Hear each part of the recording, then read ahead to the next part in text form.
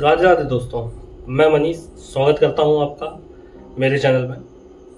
आज जो मुद्दा है वो एक ऐसा मुद्दा मैं आपके सामने आज लेकर आया हूं कि जो आपको और इस समाज को सोचने के लिए मजबूर कर देगा। आप जरा सोचिए कि आज जो देश के आवारा कुत्ते हैं और जो देश के युवा छात्र हैं उनमें कितना अंतर है। जो देश के युवा छात्र हैं उनकी हालत कुत्तों से ज्यादा बदतर हो चुकी है। पिछले 1 महीने से छात्र जो है वो प्रोटेस्ट करने में लगा हुआ है अपने हितों के, अपने न्याय के लिए, जो काम सच में उनका है ही नहीं। लेकिन फिर भी वो लोग प्रयास कर रहे हैं कि उनकी जो परीक्षा है वो पारदर्शी तरीके से हो। लेकिन ना सरकार, ना समाज और ना ये लोकतंत्र उनकी आवाज सुनने को तैयार है। आज अब देखिए, पिछले कुछ दिनों में आप लोगों ने सुना होगा कि देश के आवारा कुत्तों के ऊपर एक ऑर्डर आया था। उस ऑर्डर के जवाब में देश के बड़ी बड़ी हस्तियां उसका रिव्यू करने के लिए नीचे आ गई, उनके सपोर्ट में खड़ी हुई। लोगों ने कैंडल मार्च निकाला, लोग उनके समर्थन में थे। क्या आज देश का एक छात्र इतना लाचार हो चुका है, इतना परेशान हो चुका है कि उसके लिए कोई भी व्यक्ति, समाज, हम लोग कोई आवाज नहीं उठाएगा? भाई, हम लोग को ये सोचना होगा, ये वही छात्र है जो आगे जाकर कोई नेता बनेगा, कोई डॉक्टर बनेगा, कोई इंजीनियर बनेगा। इनसे ही भविष्य है। आगे चलकर ये भविष्य के हिस्सा बनने वाले हैं। हम लोग को इस चीज में आगे बढ़ना चाहिए। मैं ये नहीं चाहता कि आप लोग जानवरों से प्रेम मत करें। आप लोग जानवरों से प्रेम करें, मैं भी करता हूँ।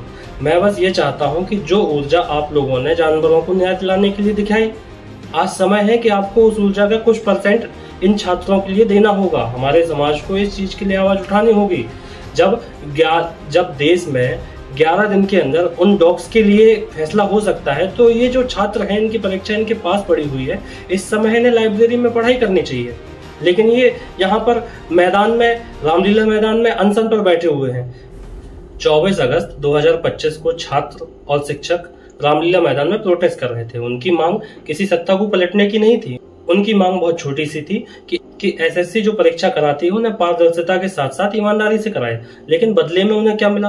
पुलिस की लाठियां, टीचरों के साथ में इतना अभद्र व्यवहार हुआ, शिक्षकों के साथ इतना अभद्र व्यवहार हुआ, यहाँ तक कि 44 छात्रों को डिटेन तक कर लिया गया। एसएससी और अन्य भर्ती आयोग, केवल एसएससी नहीं, एसएससी, रेलवे, यूपी SSSC, जितने भी आयोग हैं, इनकी हालत इतनी बुरी हो चुकी है, ये किसी एक टूटी व्हीलचेयर के समान है जो ना आगे बढ़ सकती है, ना सहारा दे सकती है।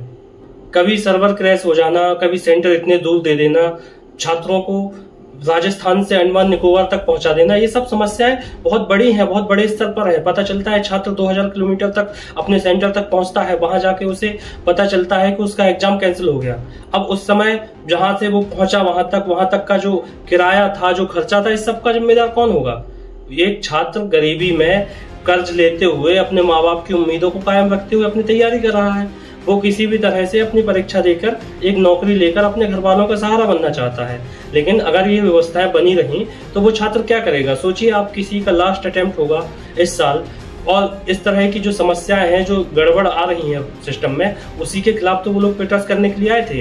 लेकिन परिणाम क्या मिला है उन्हें? इस चीज का जो परिणाम मिला वो था पुलिस की लाठियां।